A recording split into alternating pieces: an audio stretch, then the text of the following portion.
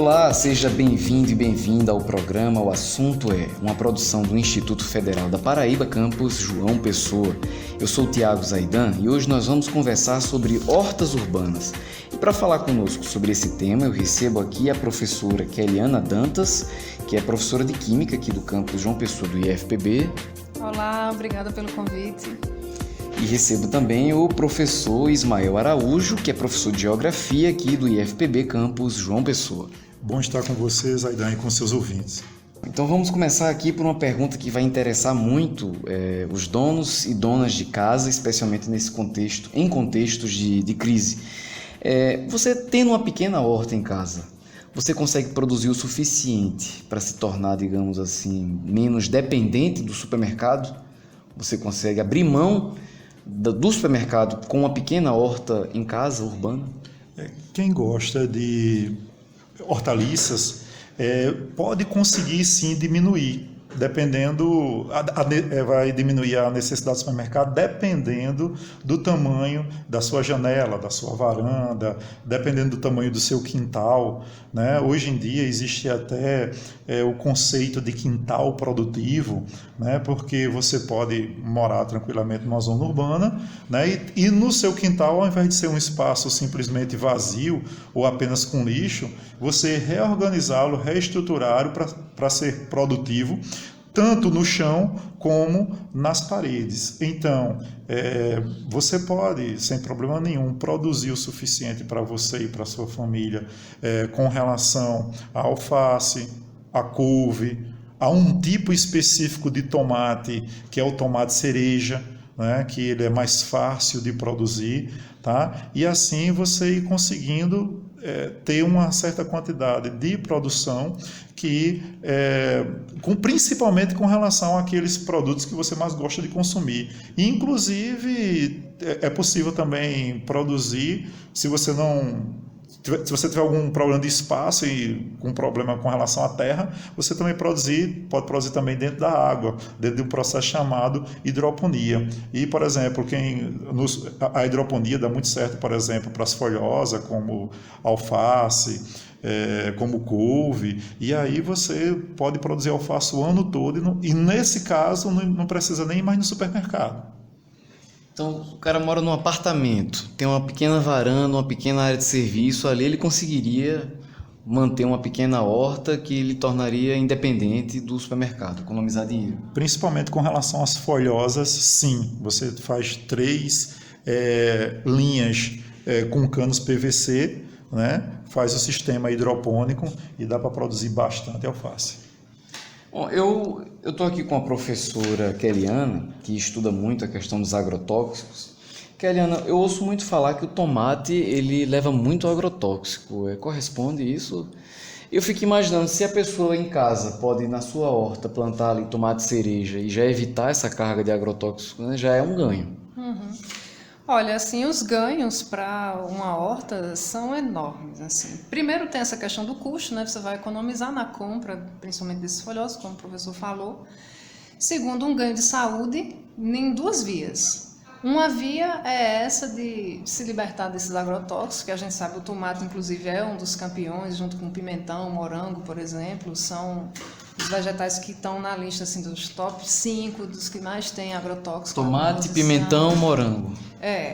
E aí você tem essa vantagem na saúde, e outra vantagem também é essa coisa do cultivo, que a gente perdeu um pouco, né? Essa coisa da correria, do dia a dia, a gente perdeu esse contato com a terra. E a gente delegou isso para quem está lá no campo fazer. Então, ele que produz a minha comida. Então, quando você produz a comida, e já saíram estudos recentes, inclusive, de combate à depressão, por exemplo.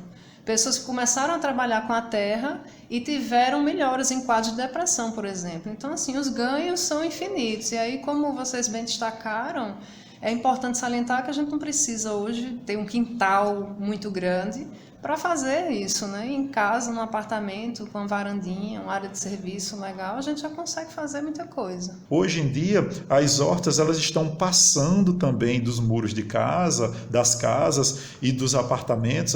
Tem surgido as chamadas ecopraças, a gente tem um exemplo de uma ecopraça no Bessa, onde foi feita uma horta no meio da praça, e aí os vizinhos vão lá, dialogam, fazem chás com as ervas medicinais, sentam para conversar nos finais de tarde, aí uma pessoa vai e leva alguma coisa, outra pessoa leva outra. Inclusive é interessante até a gente apontar esses espaços aqui em João Pessoa, né? Porque além desse espaço lá no Bessa, tem um espaço nos bancários também. Ali naquela região das 3 ruas, os vizinhos começaram a fazer isso, se organizaram, tem um terreno baldio lá, eles olharam assim, e aí, vamos plantar. E começaram a plantar.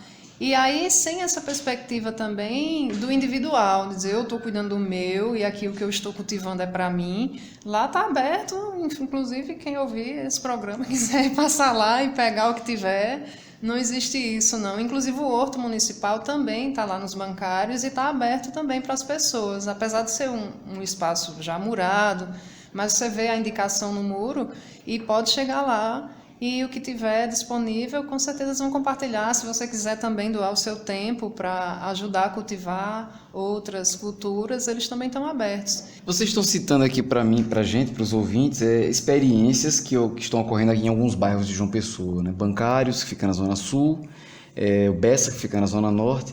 Só uma pergunta rápida, pela experiência que vocês têm com esse case, a quantidade de pessoas que aparecem para ajudar a reproduzir aquela horta, ela é menor do que a quantidade de pessoas que aparecem para consumir essas hortas comunitárias, assim, ou fica equivalente? Isso se dá com o tempo.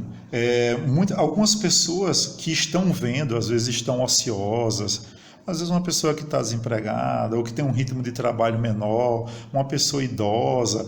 Eu já vi casos até de pessoas se recuperando de drogas, né, que começam a ver uma horta sendo montada e tem aquela curiosidade, aí se aproxima, fica por ali, no início não entende de nada e começa a perguntar e daqui a pouco começa a participar, né? Então é possível sim a gente ver as pessoas se aglomerando, as pessoas se chegando, mas isso está dentro de um processo de mudança cultural. As pessoas elas estão muito acostumadas a estarem sós em suas casas, com seus notebooks, com suas TVs, com seus smartphones, e todas essas pessoas que resolvem criar um espaço produtivo que tenha o intuito apenas ou de produzir ou também de socializar, né, ser um espaço que as pessoas sentem para dialogar, para conversar,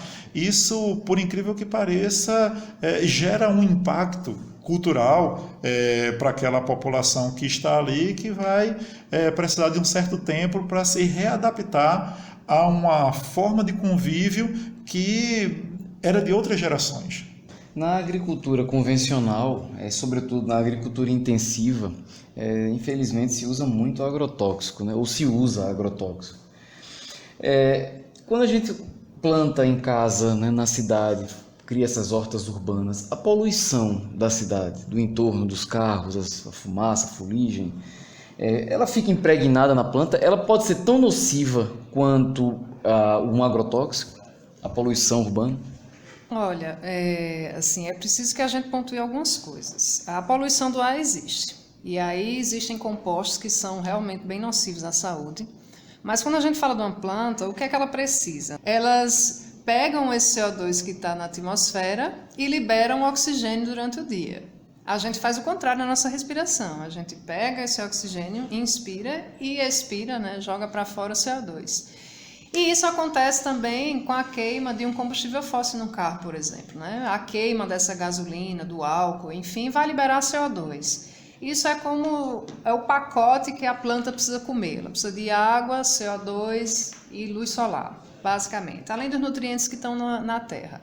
Então, esse CO2 que é muito nocivo se for em quantidades muito elevadas, para as plantas não vai fazer muita diferença, elas não vão morrer com excesso de CO2. Agora, obviamente, a gente tem que pensar também que outras substâncias que são liberadas, né, pela atividade industrial também, podem ficar grudadas na superfície desses vegetais. E aí isso seria um problema. Só que não causa um dano tão expressivo, até hoje pelo menos a gente não sabe de nenhum efeito tão danoso quanto, por exemplo, o uso de agrotóxico, que realmente já existe comprovação de causar câncer, é um dos principais, né? Mas causa demência também, causa problemas no sistema nervoso. Então, assim, se você tem esse medo, não quer fazer essa horta com medo da poluição, pode ficar tranquilo, que assim, o mínimo que você vai conseguir com isso não vai lhe trazer nenhum dano não à saúde. O normal é que depois que você está com a horta e está montando a horta, é normal surgirem alguns insetos que a gente vai chamar de pragas, né? Insetos, fungos, que a gente só chama de praga quando aqueles animais ou aqueles fungos, eles estão causando danos àquilo que você está produzindo. Quando a produção é muito pequena, né, e de repente aparecem umas manchinhas, umas bolinhas pequenininhas brancas ao longo da sua planta, rapidamente sua planta vai começar a ficar murchinha, vai ficar feia. Aquilo ali, algumas pessoas pensam que é fungo, mas é um inseto chamado cochonilha, né? Então ele suga a seiva da planta, se reveste daquilo, tá? E fica sugando sua planta até levá-la à morte.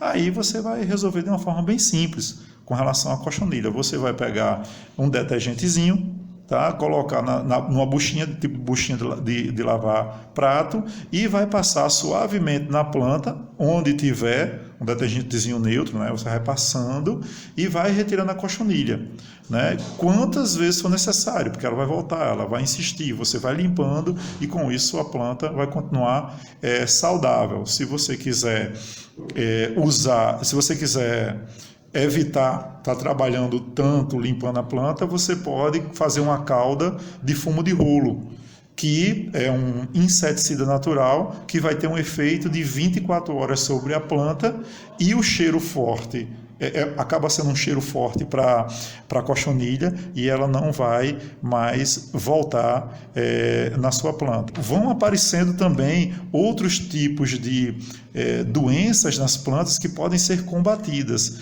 mas isso as pessoas também vão aprendendo a lidar naturalmente, porque vão dialogando com pessoas, vão tirando dúvidas na internet, né? E aí a pessoa vai avançando nesses conhecimentos com relação ao meio ambiente, que nunca se findam, né? Quanto mais a gente vai vivendo experiências, mais a gente vai aprendendo.